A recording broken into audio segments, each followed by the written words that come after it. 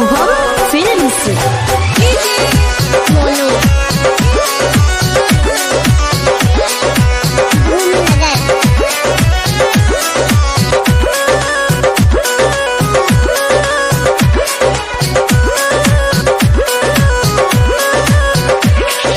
बड़ी बेवफा है जानू, बड़ी बेवफा है,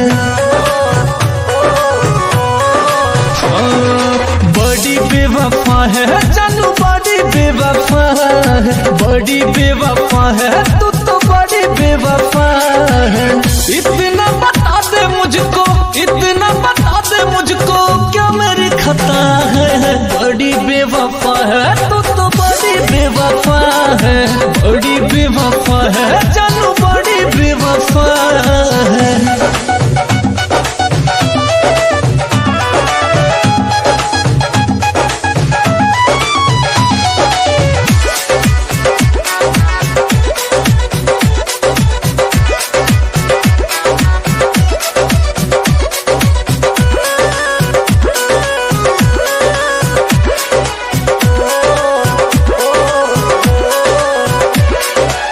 सोचा नहीं था कभी दिन ऐसा आएगा, डोली में बिठा के कोई और लेके जाएगा।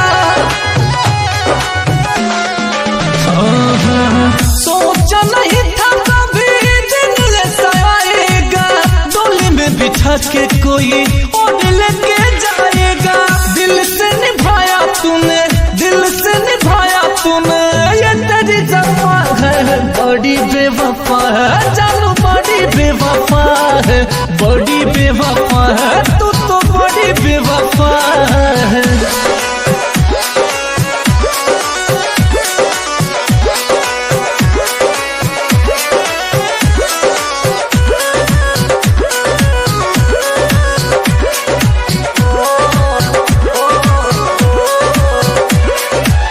भोली भाली लगती तू कितनी मासूम है, होठों पे लाली नहीं रेत का खून है। भोली भाली लगती तू कितनी मासूम है, होठों पे लाली नहीं रेत का खून है। मुँह न मासूम पे ये, मुँह न मासूम पे ये कौन सी अदा है। बड़ी बेवफा है जानू, बड़ी बेवफा है, बड़ी बेवफा है तू तो बड़ी बेवफा है।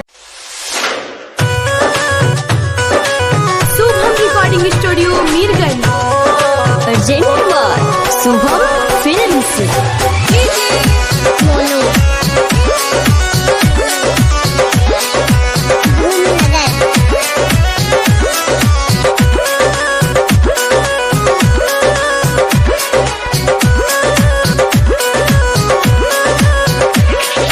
बड़ी बेवफा है जानू, बड़ी बेवफा है।